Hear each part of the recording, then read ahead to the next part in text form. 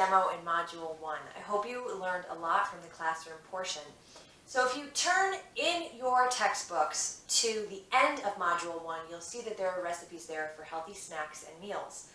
What I'm going to be teaching you how to make today is a pesto. But this pesto is different because it doesn't have any cholesterol. Normal pesto, which is loaded with pine nuts and usually olive oil, and cheese, lots of Parmesan cheese and sometimes other types of cheese, is full of cholesterol and it's very, very heavy on fat. While this is not oil-free, it can be made oil-free. You can omit the little bit of olive oil that's in it if you like, if you prefer to do oil-free. But there's no cholesterol. Instead of Parmesan cheese, we're using a secret ingredient, and that secret ingredient, it's not fish food, it's nutritional yeast. So the first ingredient, if you look under Michelle's Basic Walnut Pesto, first ingredient would be walnuts, pine nuts, or raw almonds. You're also easily able to use cashews as a substitute, or hemp seeds, or sunflower seeds, or you could probably do avocado. If you can't do any nuts and you can't do any seeds, you could try this with avocado, and it would probably be much mushier, but it would still work and it would have a really bright green color. So I'm using walnuts. And I'm also throwing in a few cloves of garlic. So the recipe calls for 2, but I love garlic, so I'm actually using 3 in this one. And the next step, if you have a blender, especially if it's not high-powered, you always want to put the hardest stuff at the bottom, and then you want to, in order to help it along, put something liquid in there with it. And if you don't have a good blender, this is a high-powered blender. So if you have your typical high-powered blender brands, you really don't have to worry, and you're going to have this, which will help you to manipulate everything inside of the blender. If you do not have that and you have just a cheap blender, that's okay. Just know that this is going to have to be a little more liquidy to get the job done, and that might make it slightly runny. If you're using it as a salad dressing or you're using it as a pasta sauce, that doesn't really matter anyway. So it's just a matter of trial and error with this. So the next ingredient that I'm going to add is the juice of 1 lemon. So I'm putting that in. And then I'm just going to add a drizzle, literally 1 to 2 tablespoons, because I don't like to use a lot of oil. I have very minimal oil in my diet. And this is a raw recipe, so it's not going to become saturated fat. This is going to stay monounsaturated, the much healthier way that you're going to be using olive oil. So just, that's about 1.5 tablespoons. I'll put just a little more. There we go. And in this container, I have nutritional yeast as well as salt and pepper to taste. So I'm putting that in.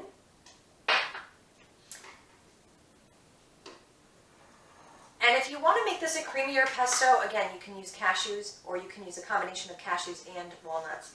And then you need a big handful of basil. Now, what if I don't like basil? What if I don't have basil?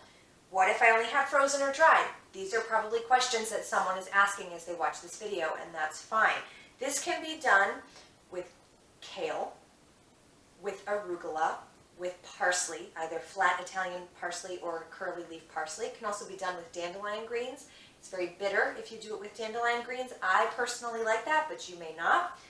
And this can also be done with frozen basil that's thawed out instead of fresh. And you can also use, instead of using a big handful, you can use about 1 tablespoon of dried basil, because the dried herbs are going to be much more concentrated in flavor than the fresh. But my favorite is with fresh basil. I also really like this with arugula. I find it to be really yummy. And you can add any other spices that you like to this. You can add some parsley to it in addition to the basil. That would be traditional.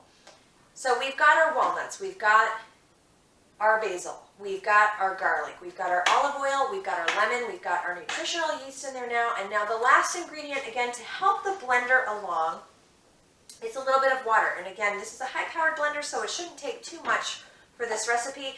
I'm going to add about 4 tablespoons, and it's dripping, but that's okay. So I'm going to start with that, and we can add more if it's not blending well for whatever reason. And if you're making this, this is wonderful as a sandwich spread with vegetables, and you're going to get your protein from the walnuts, and you're going to get a huge amount of B vitamins if you're using an enriched nutritional yeast. But you want it a little thicker if you're going to be putting it on a sandwich. You want it a little bit thinner if you're going to be using it on pasta or if you want to use it as a dip or a salad dressing. So you can control the water and the oil based on what you're using it for. So this is going to be very loud. It's only going to take a moment. I am going to turn the blender on.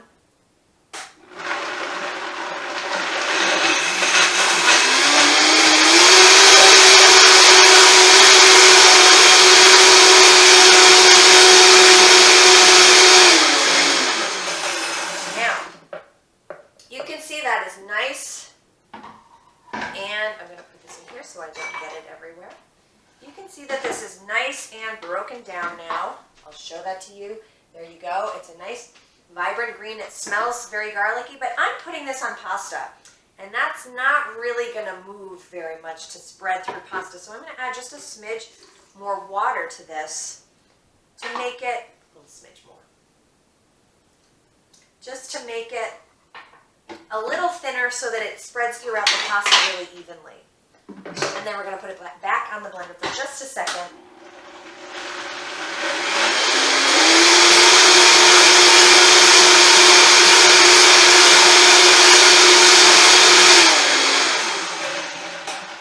And some people prefer their pesto to be more chunky, and that would be traditional. You can actually use a mortar and pestle. I have one over here, so if you don't know what a mortar and pestle is, this is a huge one. So you can take the ingredients and mash them up that way. That's very time consuming, and I know we're all leading very busy lives. So you can make this as thin or as thick as you'd like to using a blender. You can also use a food processor. It'll come out a little bit more chunky with that, but that's basically it. And this is a much healthier version of pesto. It's also a raw food. So again, dip, salad dressing, sandwich spread, or on pasta. And I like to put it, if I'm using it with pasta, with rice pasta. So it's also gluten-free, corn-free, and everything-free. And it's really good. You can also sneak other veggies in here to the mommies and the daddies out there. If you have little ones that aren't really into vegetables, but they like pesto, you can use green peppers that are raw in here. You can also throw in a whole tomato if you want to. It doesn't really change the color very much, and it doesn't really change the flavor that much. It adds a little bit more depth of flavor, but it's a way to sneak in even more greens and even more veggies with children and fussy eaters, and that makes it even more liquidy when you put something like a tomato in.